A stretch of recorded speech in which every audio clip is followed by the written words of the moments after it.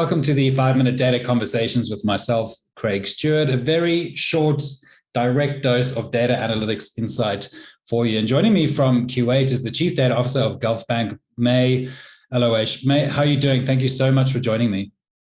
Doing great. Thank you, Craig. Thank you for having me. Absolute pleasure. Now, May, I've been following you quite closely on LinkedIn. There's a lot of activity that goes out around the Data Ambassadors program that you kicked off at the bank. And I thought, because the conversations that we have so often around data literacy, educating people around data, getting data champions into the organization, who better to share such a wonderful story than yourself? Maybe even give people a little bit of intro into yourself and then the Data Ambassadors program. And just a little thing for people, 140 team members from all departments have been engaged in this program. So May, over to you. Thank you. So I'm the Chief Data Officer at Gulf Bank, first generation data officer here. So we're starting kind of the data analytics practice. I've been here for a year. The past 10 years, I've spent it working with data analytics with Google partners in the US. The 10 years prior to that, I was doing banking over here in Kuwait. What we've done with the data ambassador is we realized how much the business of data or the insights of data really lies within knowing the business and having the value that you know exactly the business questions you want to answer, and you need the data.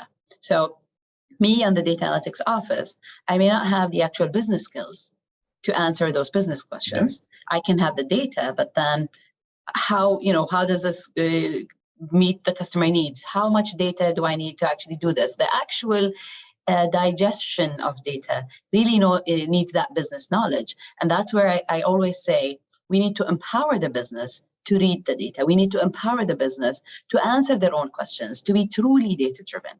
Data-driven is not about putting in some few tools and like models and go and get some training on this fun AI tool.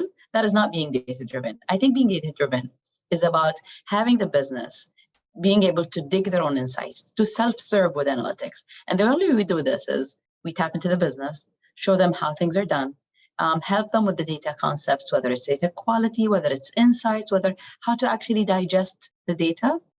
That's kind of the big initiative that we won with Gulf Bank. Is we decided that we'll work hand in hand with the business as a data office. And the way it worked is every single department, from consumer to corporate to risk to audit, every single department had ambassadors in the program. And the way I have my own data team, but then I call this the extended data team. Yeah. Kind of the data people sitting around in every department. And the fact that we have them in one program, this is where it helps that we as a bank operate data in kind of the same, under the same umbrella. Because the problem with organizations and big organization is, people look at data differently, and then you'll end up with silos across. What we did with this program is we kind of, knock down all these silos, have everybody under the same practice, same umbrella. And we as a data office, we really run the process for the common good versus every department is empowered to self-serve with analytics. Yeah. And one of the things I've noticed on your LinkedIn profile with the post that got, the people that are data ambassadors seem to be so enthusiastic, so excited, so happy to be a data ambassador. How did you get that right? How did you get the messaging across that this is a really good thing for you? We're not lumping you with a responsibility that maybe you don't want. Yes, and you always have to show that people want to know what's in it for them. Yep. Why am I in the business? I'm doing my own thing and I have a full-time job. Why should I do this? And once those people realized how this data ambassador program are going to help them do their job better. Because their roles, some of them are called analysts, some of them are called business intelligence. There is data scientists. There's all these kind of titles floating around in the organization based on the function you're in, based on what you're doing. But once you realize that this program will actually, I'm doing the same job, but I'm going to do it 10 times better. I have the data, but it's going to be 10 times cleaner when I do this. This is when they realized, wow, once I go through this program, it's really going to pay off for me and for my department. And of course, the other part is making things fun. We're really good at Gulf Bank at making things fun with people. I know you've probably seen the props and all that stuff. I think that's where We wanted to do a lot of team building activities, because a key factor in this, we had data people sitting in every department, like I said, the analysts, and now they're called the ambassadors.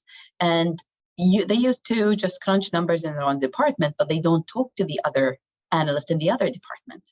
And that's where sometimes work is repeated. Sometimes their numbers don't line up. Sometimes there is missed opportunities. So we wanted those ambassadors to work together as teams, and we made things really fun for them, because there's a lot of team building activity that ambassadors in whatever it's audit department can easily know exactly who is the ambassador in the consumer banking. Yeah. And they have that line of communication back and forth all the time, which is going to help the business.